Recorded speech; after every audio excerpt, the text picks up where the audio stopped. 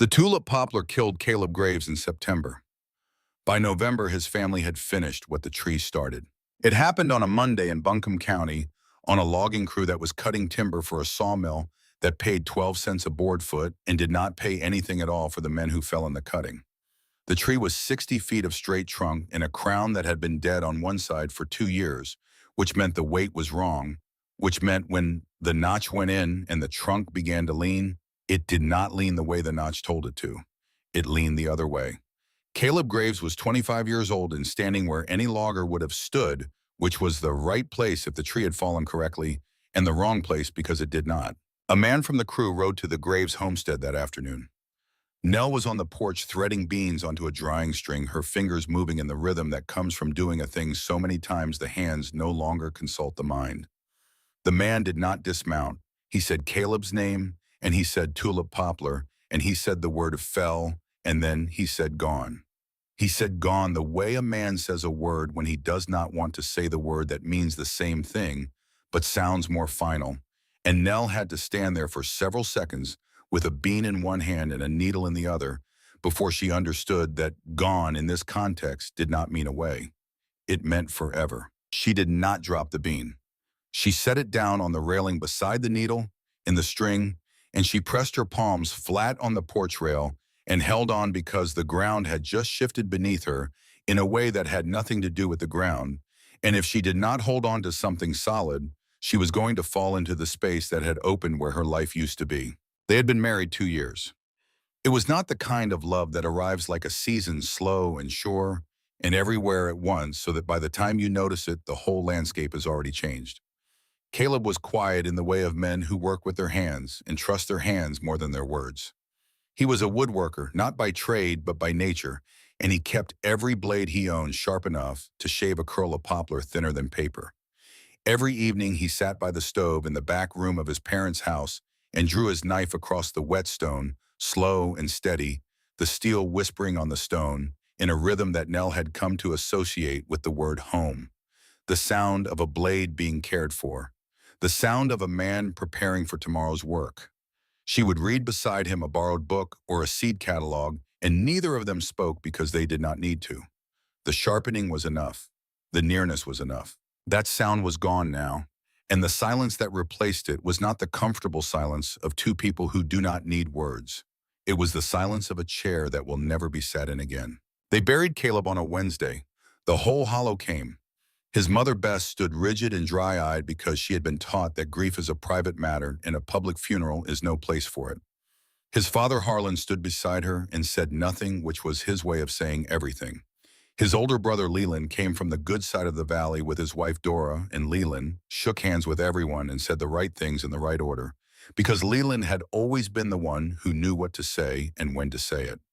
Nell stood at the back. She was not sure whether the widow was supposed to stand at the front or the back, and nobody told her, and the fact that nobody told her was the first sign of everything that was coming. There was one other person she noticed, a young man about Caleb's age standing behind the last row, hat in his hands, jaw-tight eyes, red. Virgil Leatherwood. He was a blacksmith who lived 3 miles outside Marshall, and he had been Caleb's closest friend since they were boys splitting wood together on the ridge. Virgil did not speak to Nell. He did not come to the house afterward. He left before the last prayer, walking down the hill alone, and Nell watched him go and thought that he looked like a man carrying something too heavy to put down and too private to share. The 6 weeks after the funeral were a slow unraveling. Not dramatic, not cruel, not even intentional. Just the quiet rearrangement of a family around a hole that used to be a person, and the gradual discovery that the woman who had married into that hole was no longer attached to anything. The first 2 weeks, everyone was kind. Bess brought porridge to Nell's room in the morning. Harlan left firewood stacked by her door without being asked.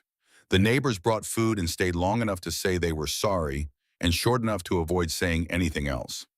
Nell lay in the small back room of the Graves house, the room she and Caleb had shared for 2 years, and listened to the family moving through the house on the other side of the wall. She could hear Bess in the kitchen, Harlan on the porch, the creak of the floorboards under familiar feet. And for the first time, she noticed something she had never noticed before. The sounds of someone else's family sound different when you are no longer part of it. They sound like a conversation happening in a language you used to speak but have already begun to forget. The third week, a letter arrived from Leland. Nell knew because she saw Bess reading it at the kitchen table, and Bess folded the letter and tucked it into her apron the moment Nell appeared in the doorway.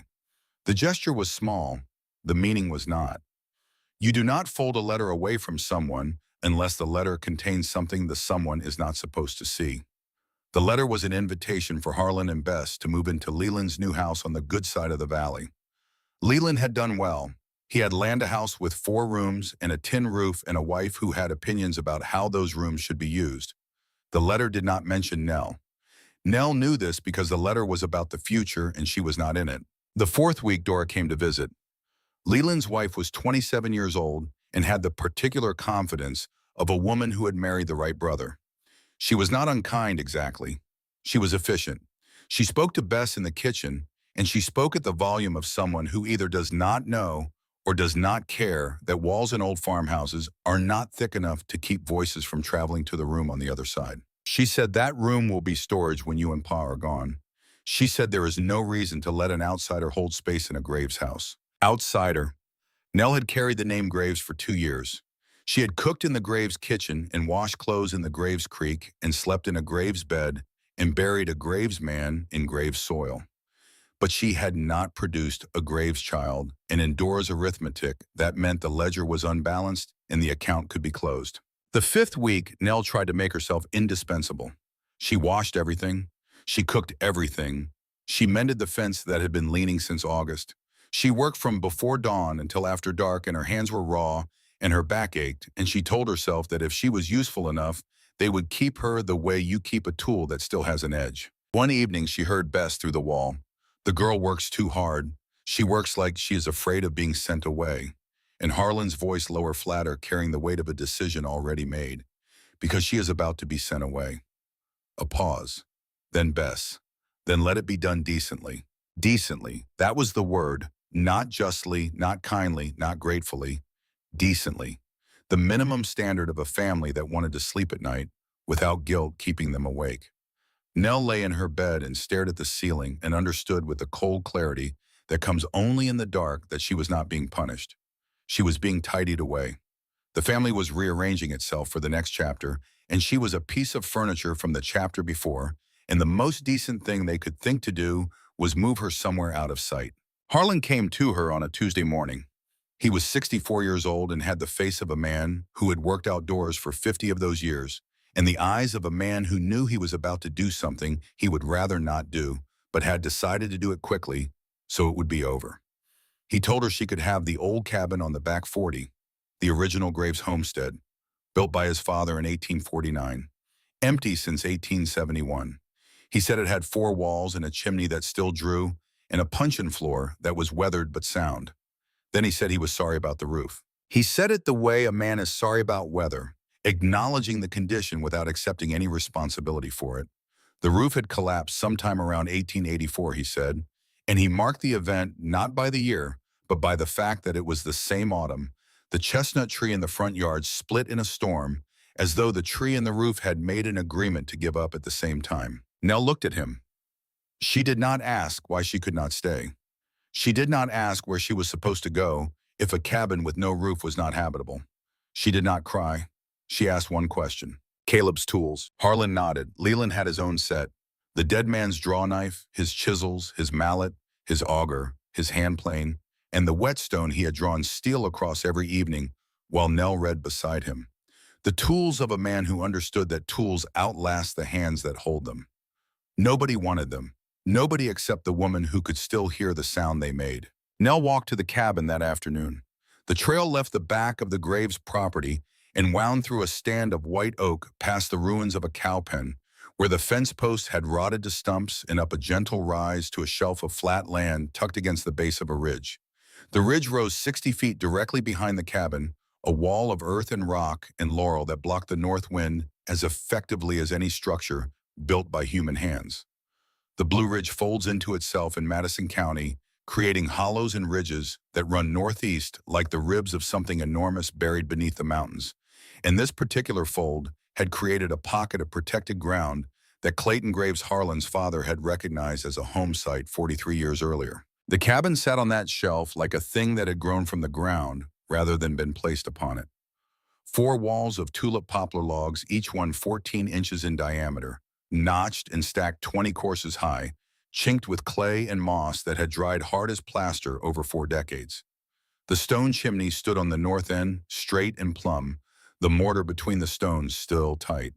The puncheon floor, split logs laid flat side up, was gray with weathering, but solid underfoot. The doorway faced south, which meant the winter sun would come straight through it from rise to set.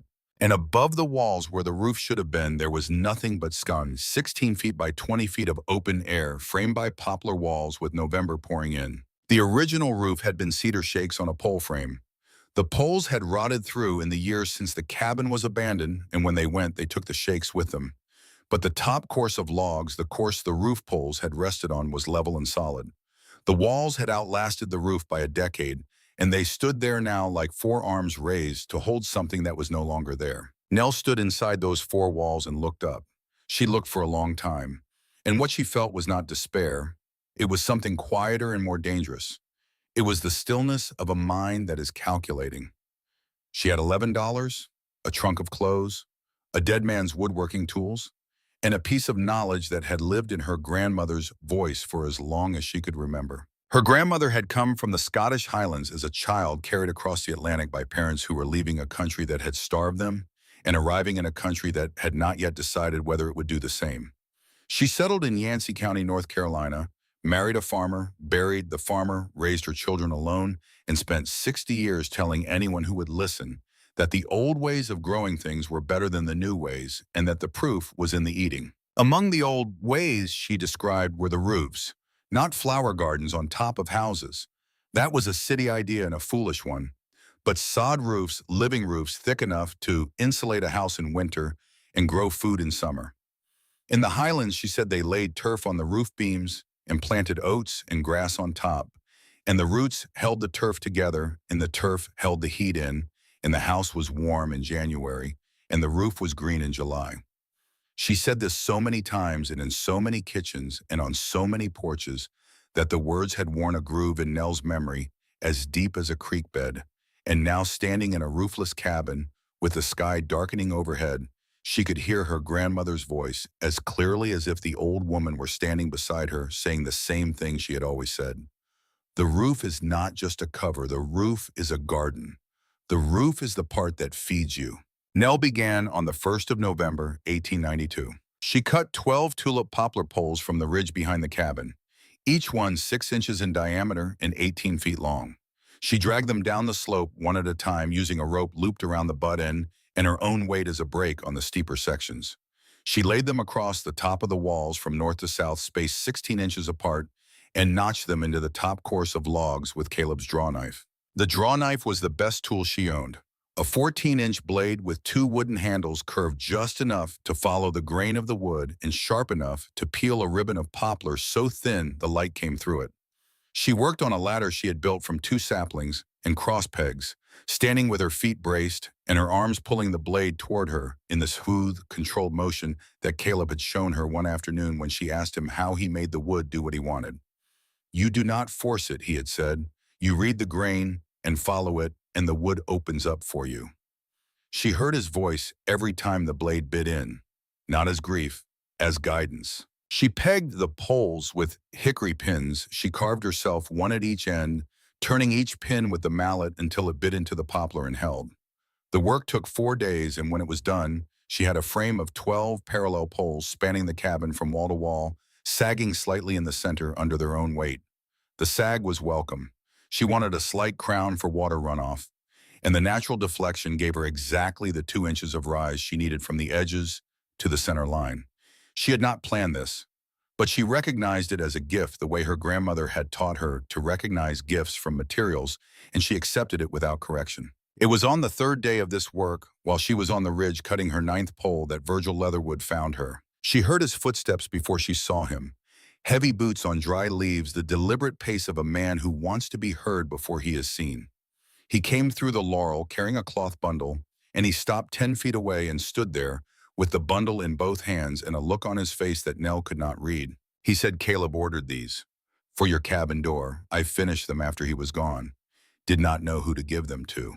He unwrapped the cloth. Inside were two door hinges, hand-forged iron, each one 18 inches long, with leaves shaped like poplar leaves, because that was the kind of thing Caleb would have asked for and the kind of thing Virgil would have made without being asked.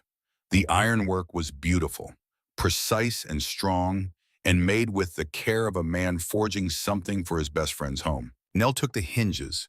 They were heavy in her hands. She ran her thumb along the leaf shape of one hinge and felt the hammer marks under the smooth face, the record of every blow it had taken to become what it was. Virgil looked past her at the cabin. He could see the pole frame through the trees. He looked at the draw knife in her belt and the axe leaning against the tree she had been cutting. You cannot build a roof alone, he said. Nell told him she was not building a regular roof. She told him about the sod, the earth, the living layer on top. Virgil listened without interrupting, which was something he and Caleb had in common. When she finished, he was quiet for a while. Then he said Caleb would say you were crazy. Then he would help. He meant it as an offer. Nell understood that. She also understood that in Madison County, a young widow allowing a young man to help build her house was a story that would be told in every kitchen, from Marshall to Hot Springs, before the week was out, and the story would not be about carpentry. She said, I know what people would say. Virgil looked at her. He understood. He nodded once, the nod of a man accepting a boundary he does not like but respects. He said, if you need iron, you know where I am. Then he left. Nell hung the hinges on a nail in the cabin wall. The door Caleb had ordered would never exist, but the hinges did. Sometimes what a person leaves behind is not the finished thing. It is the connector, the joint, the part that waits for someone else to build what goes on either side of it. She returned to the roof. Over the pole frame, she laid a deck of split chestnut planks, salvaged from the great chestnut tree that had fallen in the Graves' front yard in 1884, the same year the cabin roof collapsed, as though the tree and the roof had kept their appointment together. Chestnut resists rot better than any wood in the Appalachian Mountains. 40 years on the ground, and the heartwood was still sound, still hard, still carrying the faint sweet smell that fresh chestnut loses in the first year, but old chestnut never quite surrenders. The planks were 3 inches thick, and she split them with the draw knife in a wedge and fitted them across the poles and sealed the gaps between them with pine pitch she collected from the scarred trunks on the ridge, melting it in a tin cup over a small fire and pouring it into the cracks while it was still liquid. The pitch hardened into a waterproof seal that smelled like a forest in December. Over the planks she spread birch bark. A stand of paper birch grew half a mile up the ridge, and she peeled sheets from the trunks as wide as her arm span, careful not to take too much from any single tree. She laid them over the planks like shingles, each sheet overlapping the one below it, the natural oils in the bark creating a second waterproof barrier. And over the birch bark, she spread the earth. Not any earth, a specific mixture she built herself, working in a pit beside the cabin with a shovel, and the focused attention of a woman following instructions she had heard 100 times and was now performing for the first time. Creek bottom clay from the branch that ran along the base of the ridge. Rotted leaf mold from the forest floor, black and light, and full of the invisible life that makes soil into something more than dirt. Aged cow manure from the abandoned pen behind the cabin where the fence had kept cattle years ago. She mixed it in the pit, turning it with the shovel until it was dark and loose and rich and smelled like the floor of a forest after rain.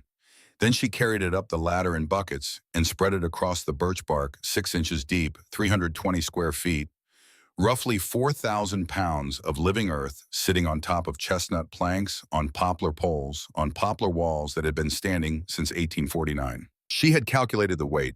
Her grandmother had told her that a sod roof needs walls built to carry it, and the Graves cabin walls were 14-inch poplar logs stacked 20 courses high. They had held up 43 mountain winters. They did not creak under the new weight. They did not shift. 4,000 pounds of soil was nothing compared to what the snow would add, and the walls knew it. She planted winter rye on the 15th of November. She broadcast the seed by hand, walking the length of the roof in her bare feet so she could feel the soil temperature through her soles, and raked it in with a garden rake and watered it with buckets from the creek. Winter rye germinates at temperatures as low as 34 degrees. Her grandmother had told her this. 6 days later, green shoots appeared on the roof of a cabin in Madison County, North Carolina, while every other surface in the county was brown and frozen and waiting for spring. In 1 week, Nell Graves was the only person in Madison County with something growing. The same week, the rye-sprouted preacher Odell Shaw came by. Shaw was 55 years old and had been the minister at the small church outside Marshall for 11 years, and he had the particular authority of a man who believes he speaks for God and has never been contradicted loudly enough to reconsider. He was walking the ridge trail when he saw the cabin below, and he saw Nell on the roof with a watering bucket, and he came down to investigate. He stood at the base of the cabin and looked up at her. From below, he could see the pole frame and the underside of the planks, but not the earth on top.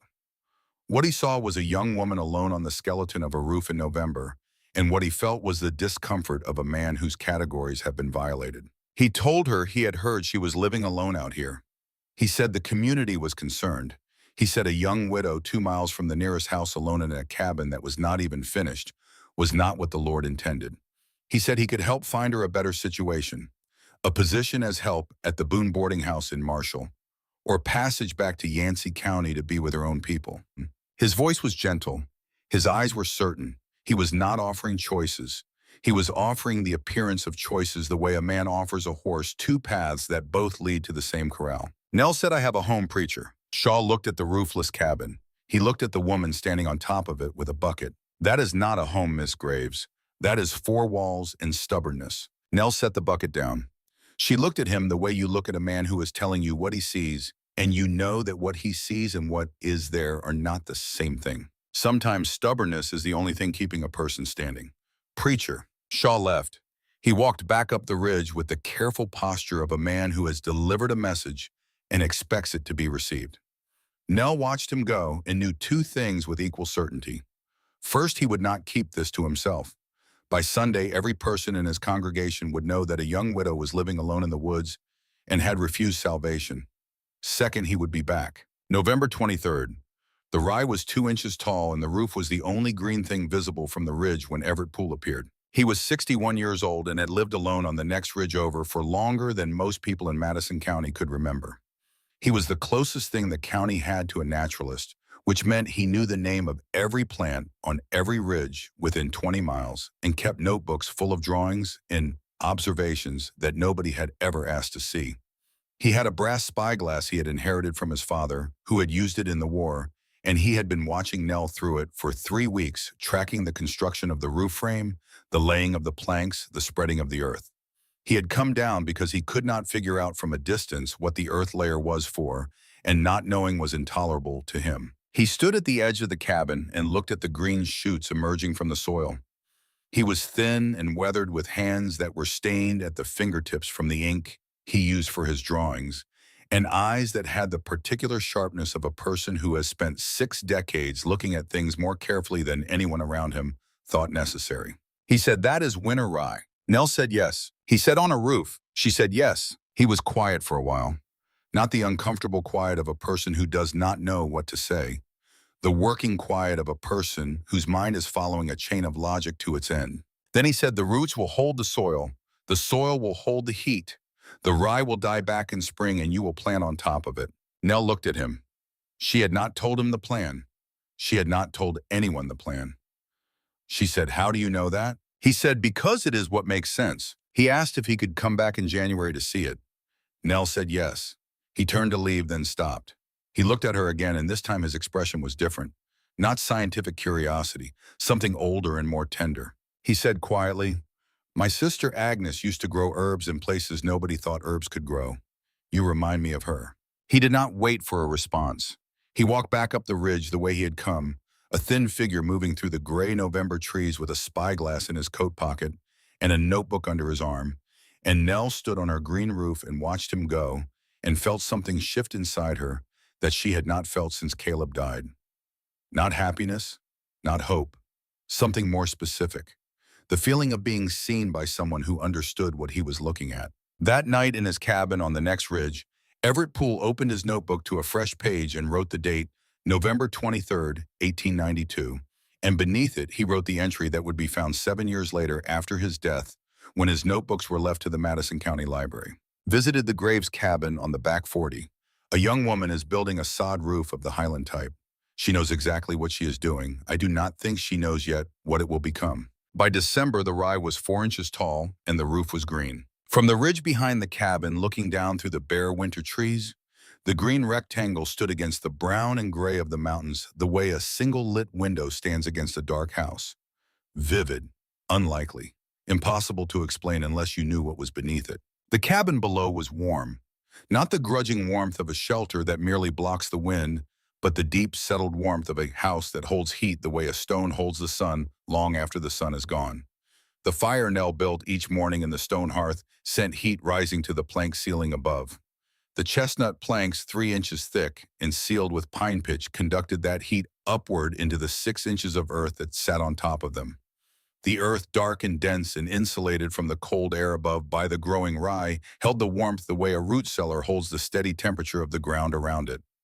Even on the coldest nights when the air outside dropped to 22 degrees and the frost crawled up the window of the south-facing doorway, the soil on the roof stayed between 41 and 46 degrees.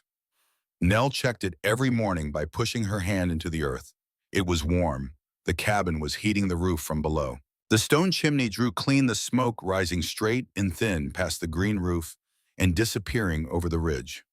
The puncheon floor, which Nell had filled with clay and tamped smooth, held the fire's heat at ankle level, so her feet were warm even on the coldest mornings.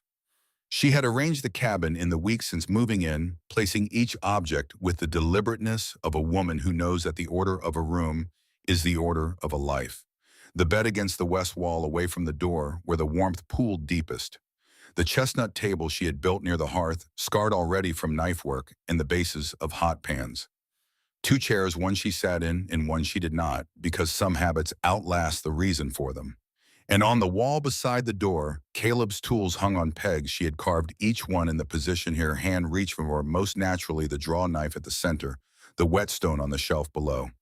She had not arranged them as a memorial. She had arranged them as a workshop. The difference mattered to her even if no one else would have noticed it. She planted lettuce on Christmas Day. She had been planting this since the rye started growing. The warmth in the soil was not an accident and not a surprise. It was what her grandmother had described and what Nell had hoped for and what she now intended to use. She cleared a 3-foot square in the center of the roof, pulling the rye out by the roots and setting it aside. She scratched shallow furrows in the warm earth with a stick and planted butter lettuce seeds she had saved from her grandmother's garden in Yancey County, seeds that had traveled from Scotland to North Carolina to a rooftop in Madison County, in the pockets and jars and folded papers of women who understood that seeds are not just food. They are instructions. They are memory. They are the compressed knowledge of every season that came before. She covered the seeds with a 1/4 inch of soil and laid a piece of glass over the square. The glass was a window pane from the old cabin that Harlan had stored in the barn, and Nell had asked for it specifically on the day Harlan gave her the cabin, before she had even started the roof frame, because she had been thinking 3 moves ahead since the moment her grandmother's voice started speaking in her memory. Harlan had given it to her without asking what she wanted it for, indifferent to its purpose, because he considered it worthless, not knowing that the person receiving it could see the one thing it was missing and already knew how to provide it. The lettuce germinated in 9 days. Under the glass in warm soil, heated from below by the cabin fire in the weak January sun that hit the south-facing roof for 6 hours a day, the seeds cracked open and sent up pale green loops that straightened into leaves. By the end of January, Nell had lettuce seedlings 2 inches tall, growing on her roof, while snow lay on every other surface in Madison County. Everett Poole came back on the 3rd of February, as he had said he would. He climbed the notched log she had leaned against the east wall and stood on the roof and looked at the lettuce under glass and the green winter rye surrounding it and the warm earth that he could feel through the soles of his boots. He did not speak for a long time. Then he sat down on the edge of the roof and opened his notebook and began to draw. The drawing, which would be found in his notebooks years later, showed the glass pane from above the lettuce seedlings in their rows and the rye forming a green border around the square. In the margin, he had written the soil temperature, 44 degrees, and the air temperature, 29 degrees, and the date, and nothing else. He came back every week after that. He brought seeds: spinach, radish, spring onion, turnip greens. He suggested planting them in squares cleared in the rye, each covered with a glass pane, salvaged from wherever glass could be found in Madison County. On his third visit, he brought 4 glass panes from his own cabin windows and replaced them with oiled cloth because he said the experiment was more important than his view. Nell protested. She told him he would be cold. Everett looked at her with the mild patience of a man who has lived alone long enough to know exactly what he is willing to trade and what he is not. I have lived through 61 winters, he said. I know what cold looks like. What I do not know is what lettuce looks like growing on a rooftop in March. And I would rather see that than see the same ridge I have been looking at for 30 years. She wanted to ask him why he was helping her. She wanted to ask it the first week, and the second, and the third. On the fourth visit, she did. Everett did not answer immediately. He was on the roof drawing a spinach seedling, his pen moving in the slow, precise strokes of a man who believes that if you draw a thing accurately enough, you have understood it. He finished the drawing. He closed the notebook. Then he reached into the pocket of his coat and took out a single page torn from an older notebook, only yellowed and soft at the creases, and handed it to Nell. It was a drawing of a small herb garden, not a roof garden, a ground-level garden, roughly 6 feet by 8, with labeled rows of thyme, sage, rosemary, chamomile, and something Nell could not read because the ink had faded. In the corner of the page, in handwriting that was not Everett's but resembled it, the way a younger voice resembles an older one, was written, "Agnes knows how to make things grow in places where nobody thinks they can grow." Agnes, Everett said, "My sister. She died of fever when she was 19. She had been living alone in a cabin after her husband left. She grew herbs. She knew the soil the way I know the names of plants, from the inside out." He did not say anything else. He took the page back and put it in his notebook between 2 fresh pages where it would be safe. Nell understood then what she had suspected since the first day he appeared. Everett was not studying her roof. He was not conducting an experiment. He was completing something he had not been able to complete for Agnes, and the fact that he could not save his sister from fever did not mean he could not stand beside a different woman in a different cabin and watch her do the thing that Agnes might have done if Agnes had been given enough time. They did not speak about Agnes again. They did not need to. The knowledge sat between them the way the warmth sat in the soil, steady and present and doing its work without being discussed. By March, the roof held 11 glass-covered growing squares, each one producing lettuce, spinach, radish, or spring onion. A woman at the general store in Marshall had donated 2 panes from a broken cold frame. A farmer on the French Broad River had contributed a salvaged church window that was missing 1 corner but still covered 3 square feet. The rye between the squares held the soil together and kept it from washing in the rain. The birch bark and pine pitch below kept the water from reaching the cabin interior. The system was self-reinforcing. The warmer the cabin, the warmer the roof. The better the plants grew, the more insulation the roof provided. The more insulation the roof provided, the warmer the cabin stayed. Nell had not designed this feedback loop deliberately. She had built each layer for its own purpose. The planks for structure, the bark for waterproofing the earth, for growing the rye, for holding. But the layers had found each other the way roots find water, following the logic of the system bone to its natural conclusion, and the conclusion was a circle. Heat rising, soil warming, food growing, insulation deepening, heat rising again. In February, Preacher Shaw made a second move. He did not come to the cabin himself. He came to the congregation.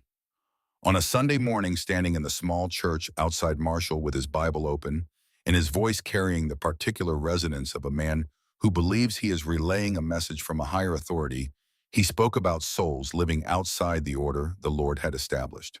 He did not say Nell's name. He did not need to. Everyone in the room knew exactly who he meant because Shaw had told 4 people about his visit to the cabin in November, and 4 people in Madison County is the same as 400. 2 women came to the cabin the following week. Martha Coggins, who was 48 and had been in Shaw's congregation for 20 years, and a younger woman whose name Nell would forget because the younger woman did not speak. They brought cornbread wrapped in cloth and advice wrapped in concern. They told Nell she should think about finding a husband. They told her a woman alone in the woods was not safe. They told her Yancey County was not so far and her people were still there, and would she not be happier among her own? Nell invited them inside. She gave them lettuce, fresh lettuce, in February, in Madison County. She set it on the table in front of them, green and crisp, and so obviously alive that the 2 women stared at it for several seconds before either of them touched it.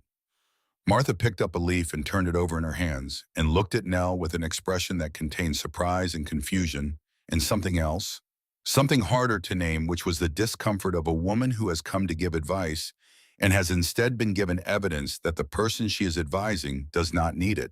They ate the lettuce, they repeated their advice. They left. After they were gone, Nell sat in the cabin alone. The fire was low. The light through the doorway was thin and gray. She looked at the hinges Virgil had brought hanging on the nail in the wall where she had put them 3 months ago, and she felt something she had not allowed herself to feel since the day she started building the roof. She missed Caleb, not as a presence, as a voice.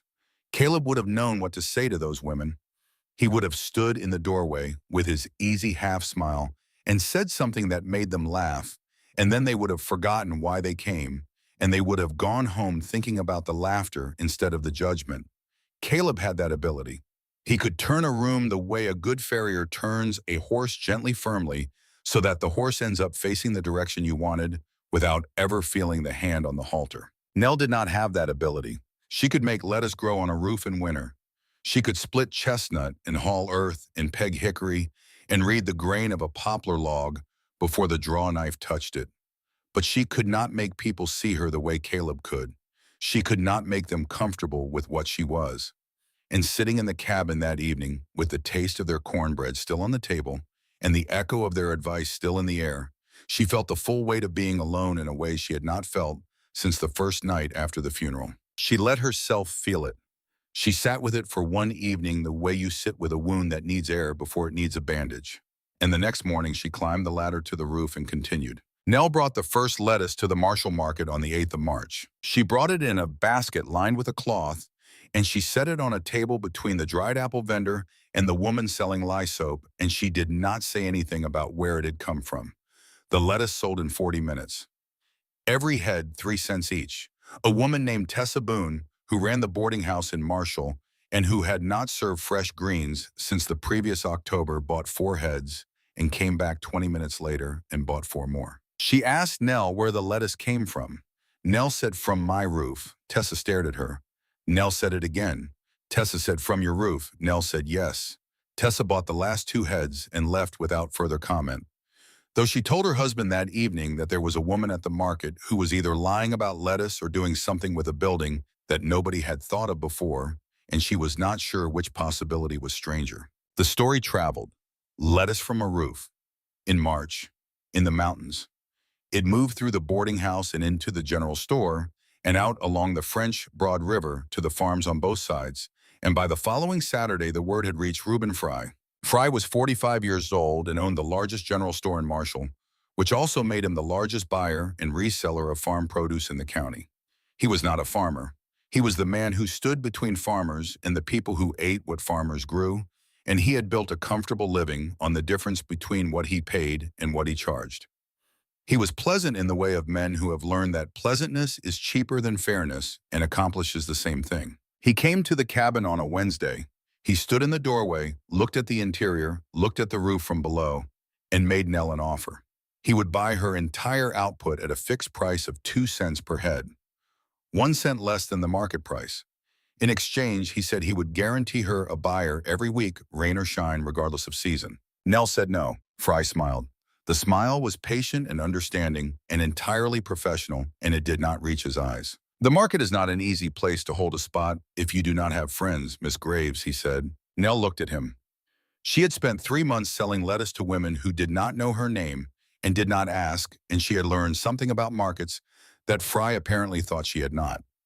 She said, "I do not need friends at the market, Mr. Fry. I need customers.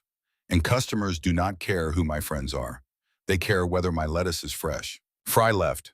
He walked down the trail with his hands in his coat pockets and his shoulders set in the posture of a man who is not accustomed to hearing the word no and is already thinking about what comes after it. April turned the roof into a meadow. The rye grew to knee-height, thick and green, and Nell cut it and laid it flat as mulch around the growing squares and planted the summer crops directly into the warm soil. Beans, squash, tomatoes, peppers, herbs. The roof became a garden that nobody could see unless they climbed the ridge behind the cabin and looked down, and from up there, it looked like a cabin that had been claimed by its own green ambition, a house that had decided to become a field. Tessa Boone became a regular customer.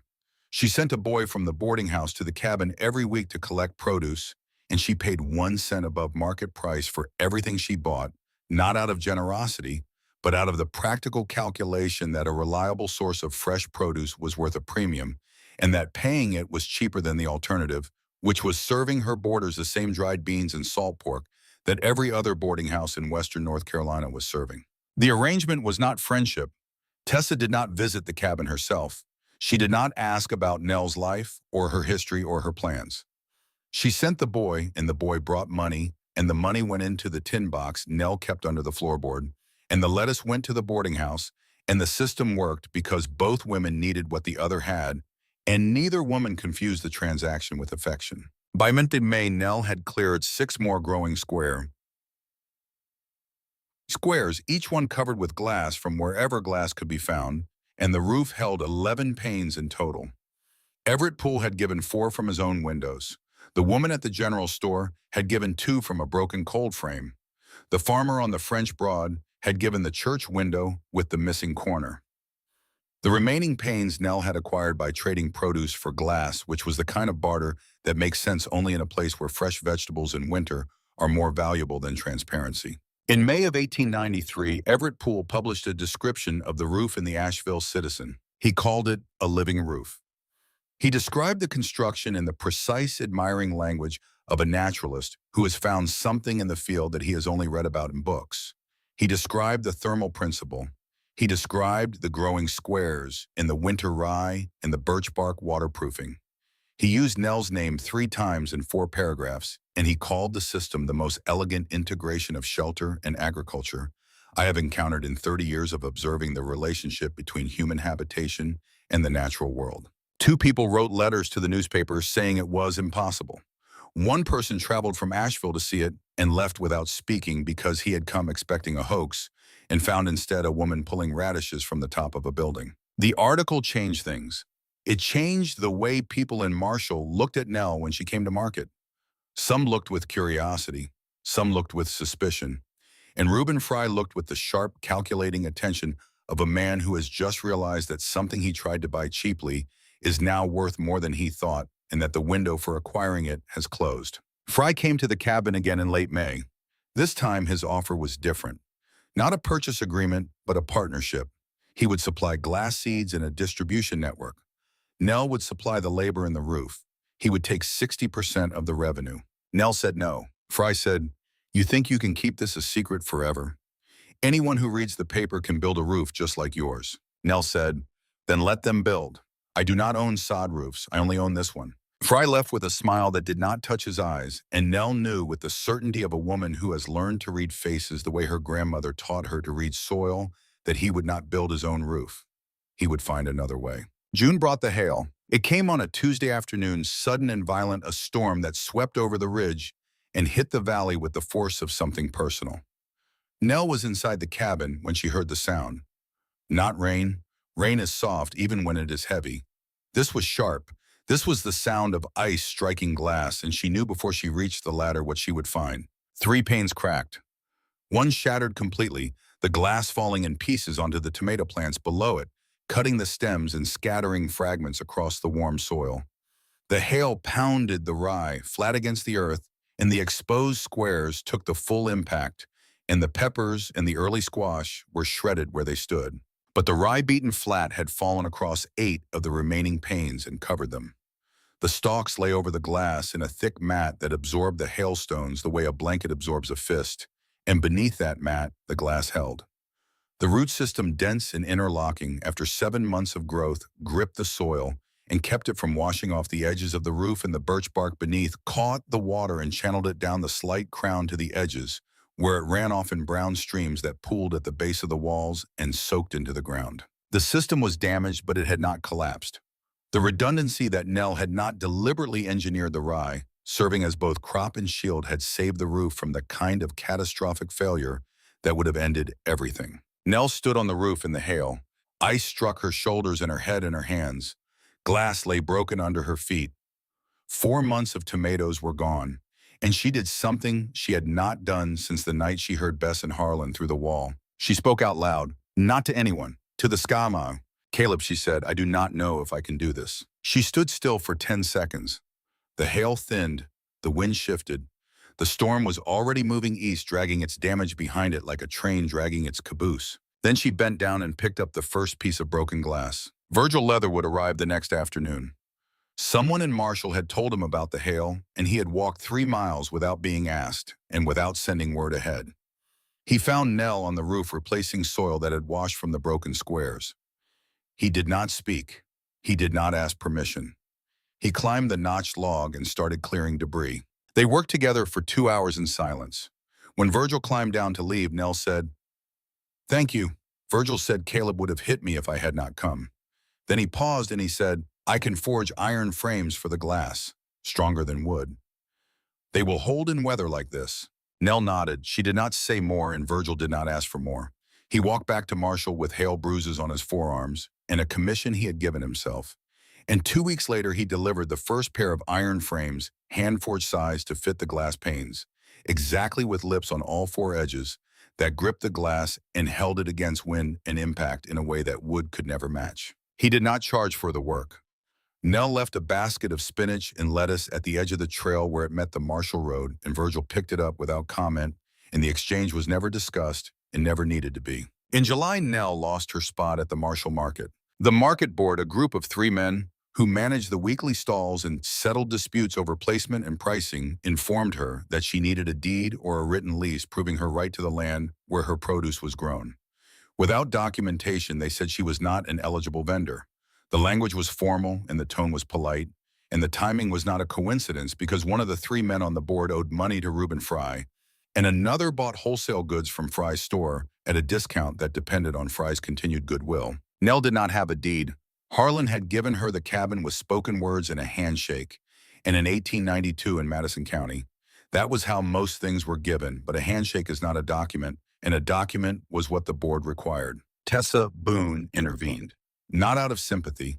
Tessa Boone did not operate on sympathy. She operated on supply chains and profit margins, and the practical understanding that her boarding house served 20 meals a day, and that fresh produce was the difference between boarders who stayed and boarders who left.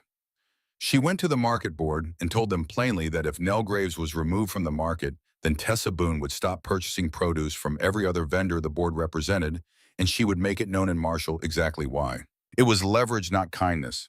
Tessa had no particular affection for Nell.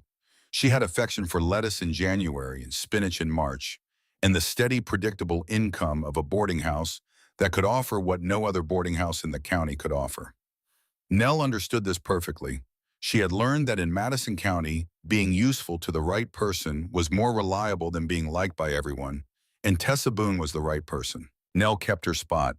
But she understood now with the clarity of a woman who has just watched her livelihood nearly disappear because of a piece of paper she does not possess that she needed the deed.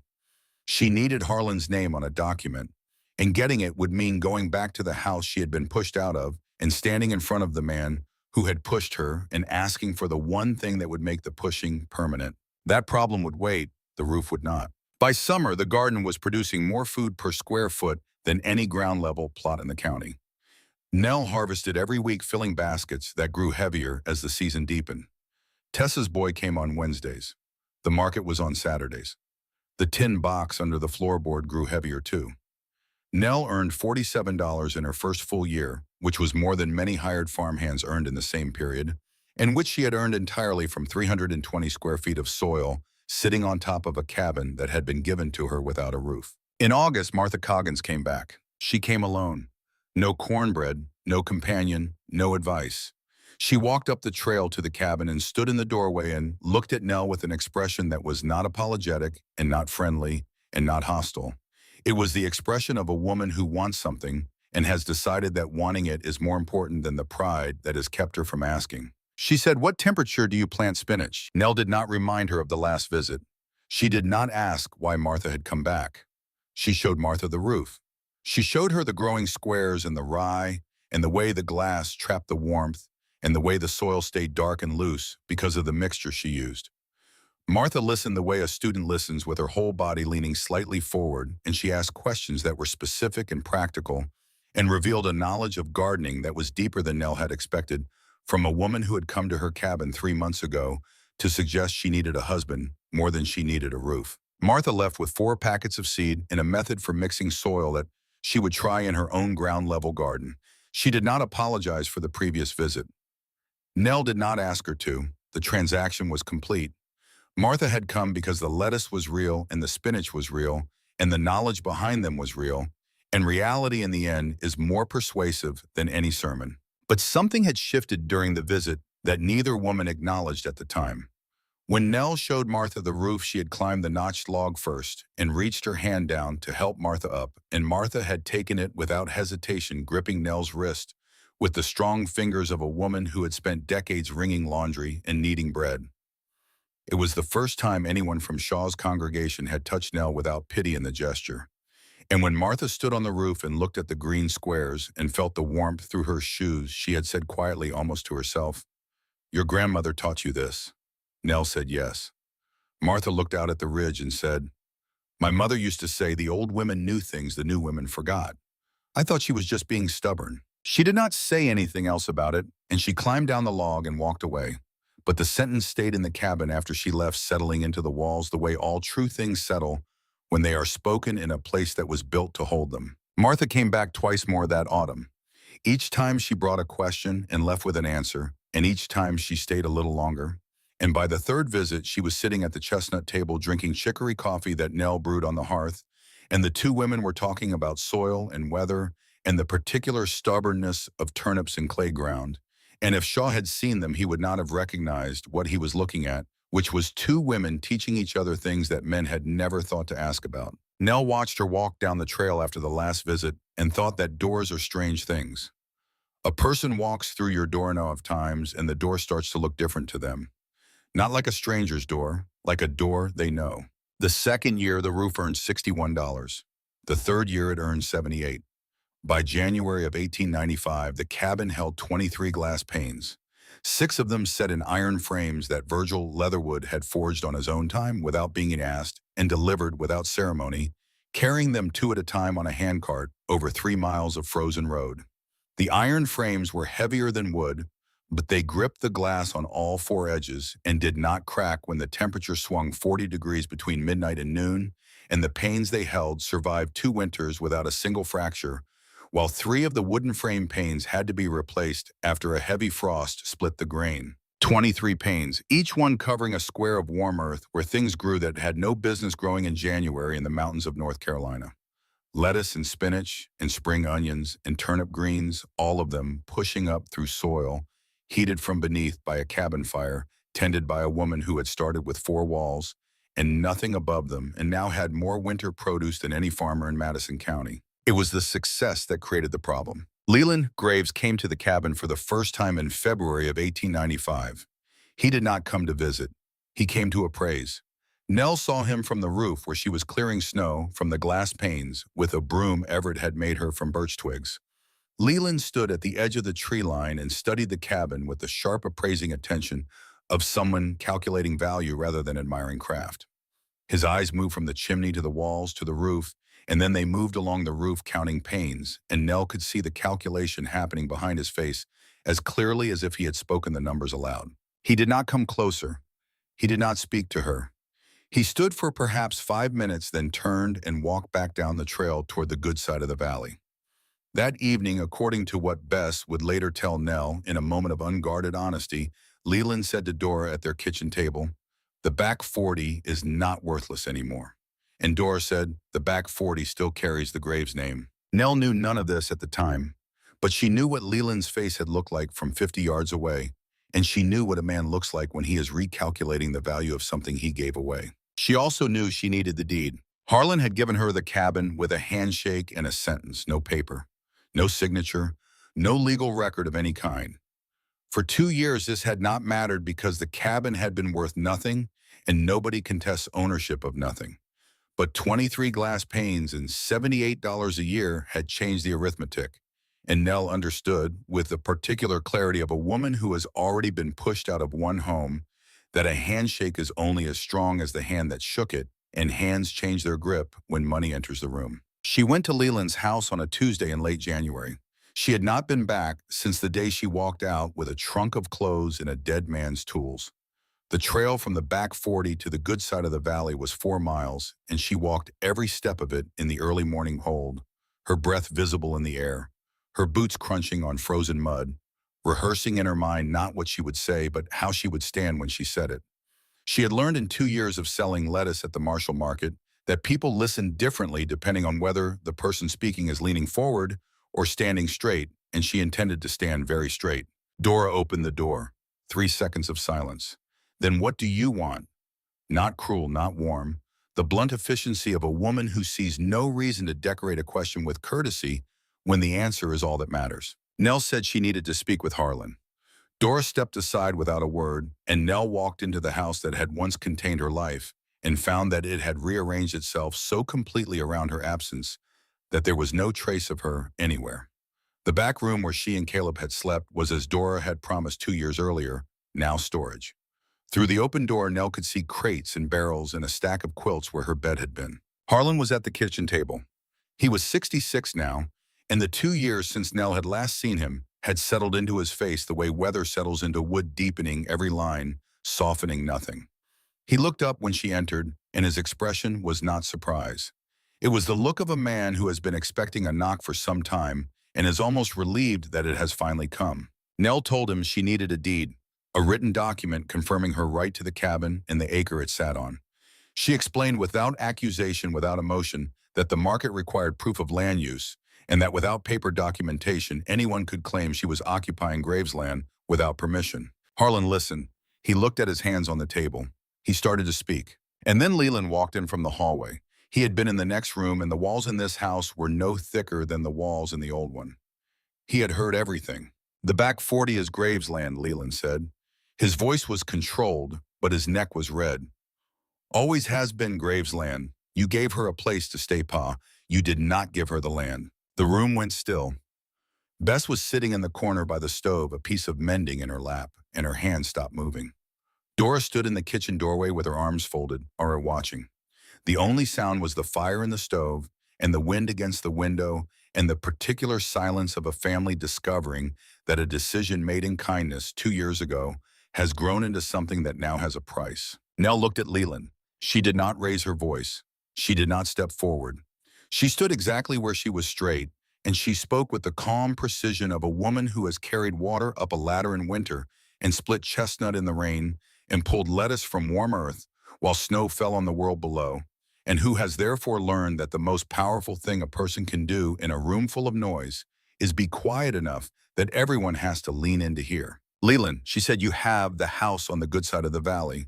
You have the store. You have land and a wife and children. I have 4 walls your father gave me because nobody wanted them. I built the roof with my own hands. I grew the food with my own hands. I sold it with my own hands. You want to take back something you threw away because it is worth something now. Leland opened his mouth, closed it. The red on his neck spread to his jaw. Harlan looked at his older son. Then he looked at Nell. Then he looked at the table, which was not the table Nell had built from chestnut, but a table bought from a store in Marshall, and something in that difference seemed to register, because when he spoke, his voice was slow and heavy, as though each word had to be paid for before it could be released. Caleb loved you, he said. That cabin was worth nothing when I gave it to you. Now it is worth something, and I should take it back. What kind of man does that make me? He did not wait for Leland to answer. He asked Bess for paper and ink, and he wrote the deed in his own hand at the kitchen table. Slow, careful letters that described the cabin and 1 acre of land surrounding it, and the right of Nell Graves to hold and use and keep it for as long as she lived. He signed it. He dated it. He did not look at Leland while he wrote. Leland left the room. The back door closed hard enough to rattle the dishes on the shelf. Dora stayed in the kitchen doorway, arms still folded, face unreadable. She had not spoken a word during the entire exchange, and she did not speak now. But her eyes followed Nell as Nell folded the paper and put it in her coat pocket, and there was something in Dora's expression that was not anger and not respect, but the reluctant acknowledgement of a woman watching another woman win a fight she had expected her to lose. Bess stood up from her corner. She crossed the room to where Nell was standing and took Nell's hand and held it for exactly 1 second. No words. Then she let go and sat back down and picked up her mending. It was the most Bess had ever said to Nell about anything that mattered, and it was enough. Nell walked home with the deed in her pocket. 4 miles of frozen trail, the paper folded tight against her chest, and she knew that Leland would not forget this, that the door closing behind him had been the sound of a grudge being born. But paper does not care who remembers and who forgets. Paper only cares who signed. 1 month later, Harlan came to the cabin. It was the first time he had walked the trail to the back 40 since the morning he told Nell she could have the place and said he was sorry about the roof. 3 years. In 3 years, he had not come to see what she had done, had not climbed the ridge to look down at the green rectangle on the brown and gray mountainside, had not stood inside the warm cabin he had given away cold. Whether this was shame or indifference, or simply the habit of an old man who does not walk far anymore, Nell did not know. She only knew that when she looked out the south-facing doorway on a gray February afternoon and saw Harlan coming up the trail moving slowly with his coat buttoned to the throat and his hat pulled low, she felt something complicated rise in her chest that was part anger and part pity and part the strange tenderness you feel toward a person who wronged you and knows it, and has come finally to stand in the evidence of what his wrong produced. He stopped in the doorway. He looked at the interior of the cabin, the puncheon floor she had tamped smooth with clay, the chestnut table she had built, Caleb's tools hanging on the wall in the order she used them most, the draw knife at the center by the whetstone on the shelf beneath it, the iron hinges Virgil had forged now holding a door that Nell had built from oak planks, a door that swung true and closed tight and kept the February wind on the side of the wall where it belonged. The fire burning in the stone hearth, the smoke rising clean through the chimney his father had laid stone by stone in 1849. The warmth, the smell of earth and rye from the living ceiling above. He did not speak for a long time. Then he walked around to the east side and climbed the notched log that served as a ladder and stood on the roof. He saw the winter lettuce growing under glass and iron frames. He saw the rye green and thick, holding everything together. He saw 23 panes catching the low winter sun, each one a window into a square of warm, dark earth where something was growing that should not have been growing, not here, not now, not in February in the mountains. He stood there and looked at all of it, the garden and the cabin and the ridge behind it, and the smoke rising past his feet from the chimney below, and he stood until his knees ached from the cold. Then he climbed down. He came inside. He sat at the chestnut table and put his hands flat on the surface, pressing down, steadying himself against something that was not physical. He said, "I am sorry about the roof." He said it differently than the first time. The first time he had said it the way a man acknowledges weather. This time he said it the way a man says a thing when the thing he is saying contains every other thing he did not say, and should have every silence that should have been a word, every absence that should have been a presence. He was sorry he had let Dora decide. He was sorry he had not stood in the doorway of the back room and said, "She stays." He was sorry he had handed Nell an empty cabin the way you hand a stray dog a bone and call it generosity.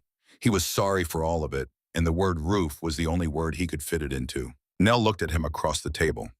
She could have said many things. She could have said, "You should be." She could have said, "It is too late."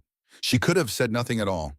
But she had spent 3 years building something from nothing in a place where she had been sent to disappear.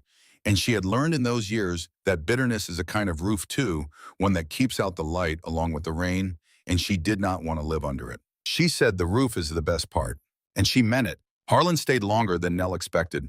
He sat at the table and spoke more than she had ever heard him speak in a single sitting. He told her about his father who had built a cabin in 1849 with an axe and a draw knife, and the help of 2 neighbors who were paid in whiskey and firewood.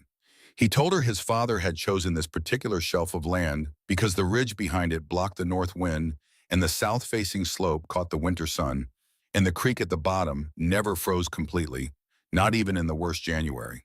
He said he had grown up in this cabin and left it when he built the new house in 1871, and that he had not thought about it much after them, the way you stop thinking about a first pair of boots once you have a second pair. He said, "My father built it for a family. I left it to rot. You built it back for yourself. Maybe that is the right order." Then he stood up and he touched the wall by the door, pressing his palm flat against the poplar, the way Nell pressed her hand into the roof soil every morning to check the warmth.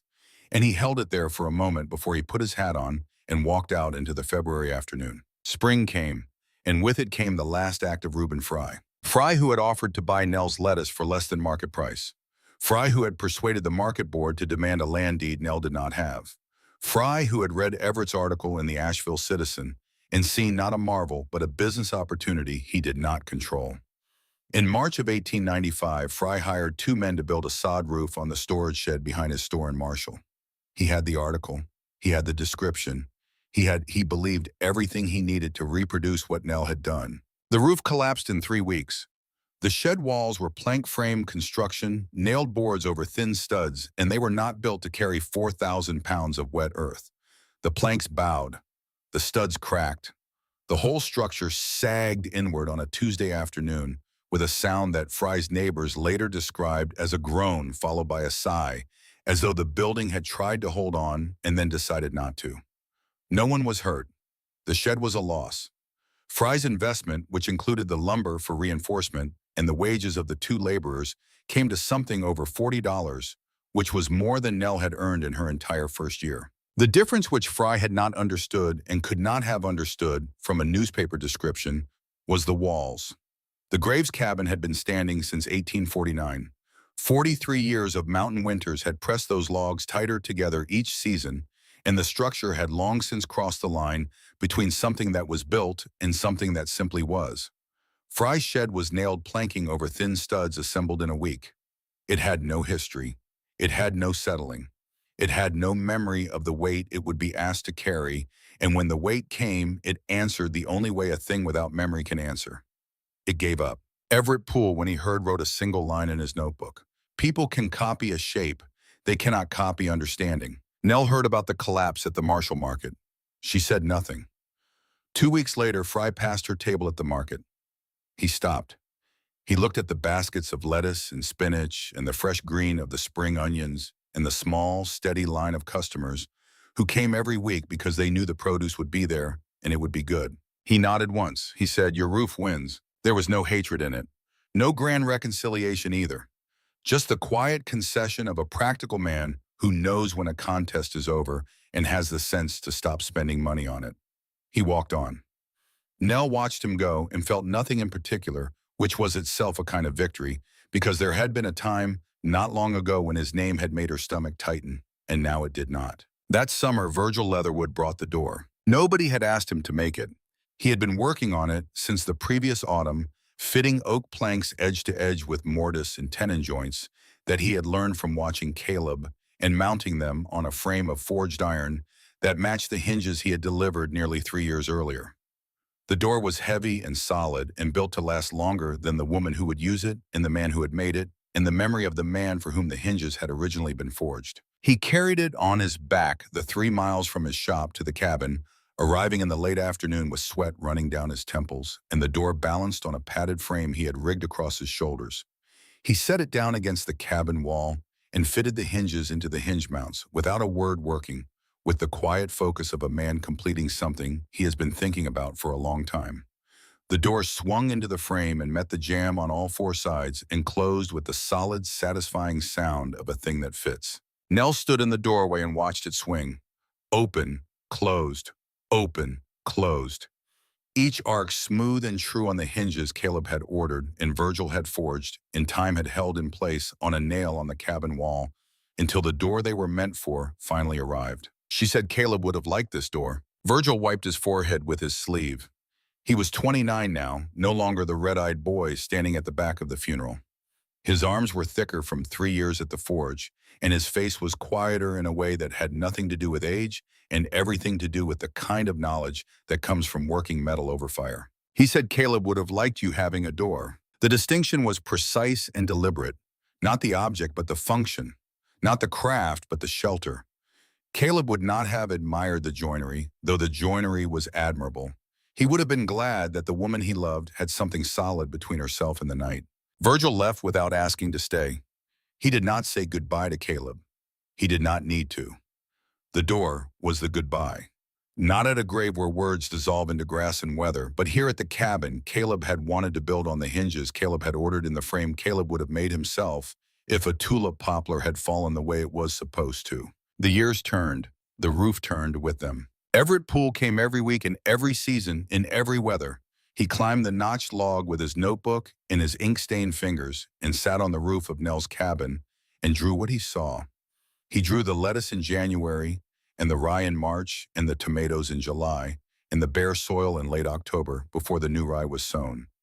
He recorded soil temperatures and germination times and growth rates in the particular angle of the winter sun as it crossed the south-facing slope of the roof.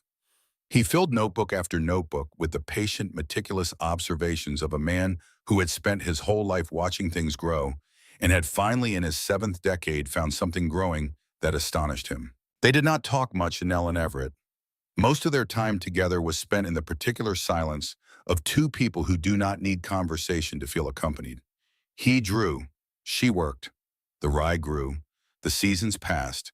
Sometimes he brought seeds he had collected from the woods or traded for in Marshall, and he would suggest a new variety or a different planting depth, and they would discuss it briefly, practically, the way colleagues discuss a shared project. Sometimes Nell cooked a meal from the roof garden, and they ate together at the chestnut table, and the food was fresh and the cabin was warm, and neither of them remarked on it because remarking would have been unnecessary.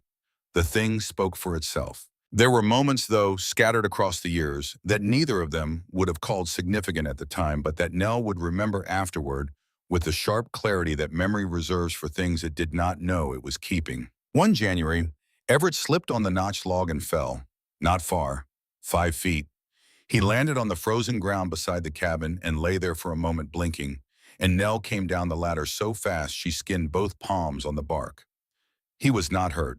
He sat up and brushed the dirt from his coat and said, "The log is icy," as though he were making a scientific observation rather than explaining why he was on the ground. But his hands were shaking, and Nell noticed, and the next day she carved notches deeper into the log and rubbed them with sand.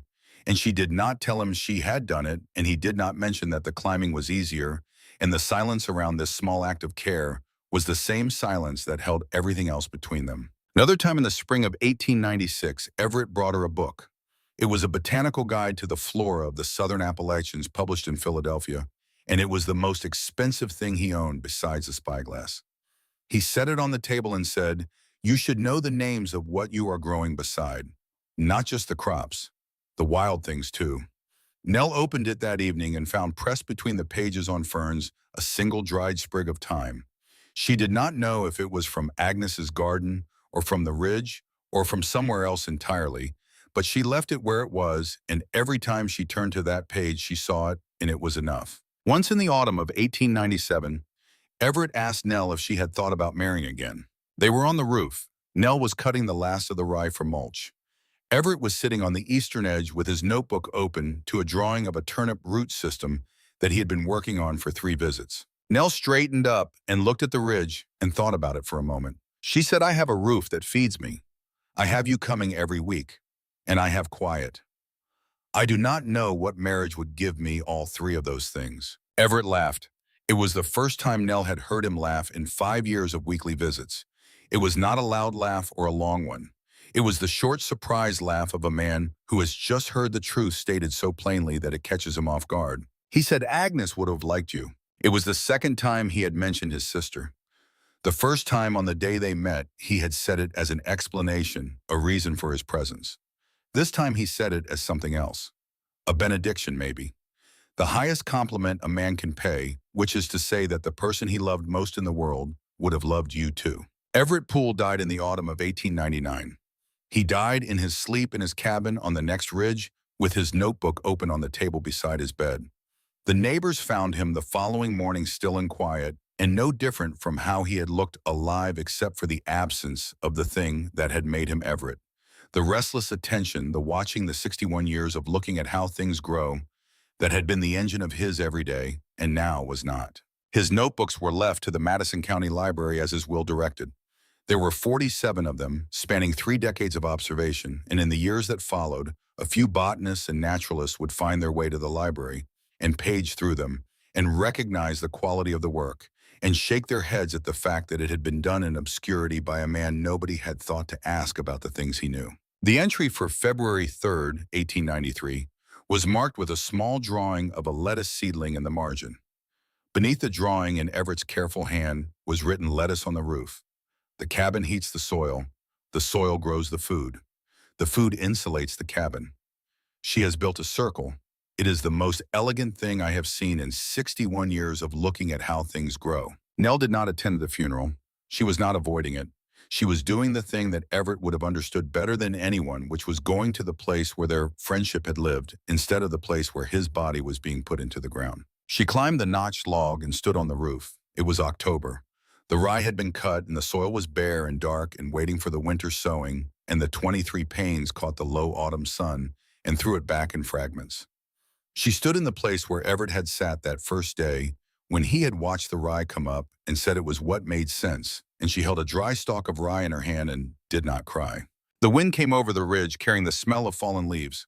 Everett had drawn fallen leaves every October. He had a whole notebook devoted to the way different species decay, the slow chemical return of leaf to soil, the annual proof that nothing is wasted if you understand the system. He would have drawn these leaves too if he had been here. He would have sat on this roof and opened his notebook and looked at the world with the attention it deserved and drawn what he saw, because that was what Everett did. He looked, he saw, he wrote it down. Nell stood on the roof until the sun dropped behind the ridge and the panes stopped glinting and the air turned cold. Then she climbed down and went inside and built up the fire and sat at the chestnut table in the warm cabin and listened to the silence that had always been comfortable between them and was now just silence. Nell Graves lived in the cabin for 17 years. She never replaced the living roof with shingles. She never needed to. The winter rye came back every autumn without replanting, broadcasting itself from seed that fell into the soil at the end of each season, and waited for the cold to call it up again. The glass panes, especially the 6 in Virgil's iron frames, survived hailstorms and heavy snow because the rye cushioned them from impact and the iron gripped them against the wind. The birch bark waterproofing held its seal for 9 years before Nell replaced it with a fresh layer, climbing onto the roof with a stack of new bark sheets and laying them over the old ones, adding another chapter to a structure that had been accumulating chapters since 1849. In 17 winters, the fire heated the roof and the roof grew food, and the food fed Nell, and the money from the food bought firewood and seed, and the circle that Everett had described in his notebook on a cold February night in 1893 turned and turned and turned and did not stop. People came to see it over the years, not many.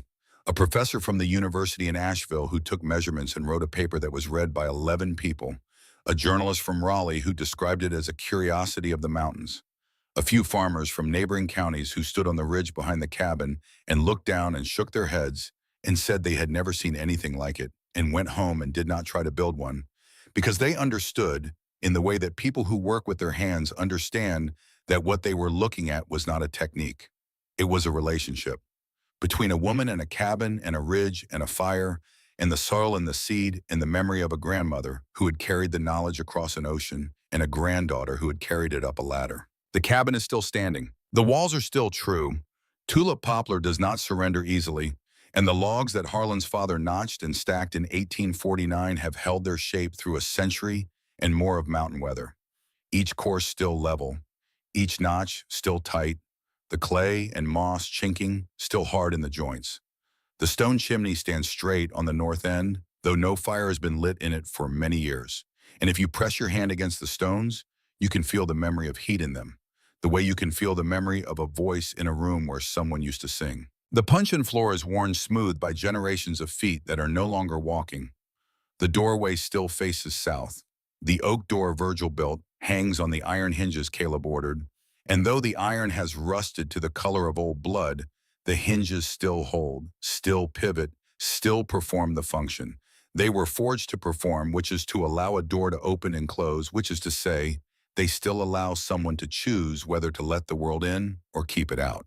The roof has gone to wild grass and saplings. The rye is long gone, replaced by whatever the wind brought and the soil accepted. The glass panes are missing, taken by storms or scavengers or the simple passage of time that carries away everything that is not rooted deep enough to resist. But the earth is still there. 6 inches of dark soil on chestnut planks, on poplar poles, on poplar walls. And if you climb the ridge behind the cabin and look down, you can still see the shape of what she built.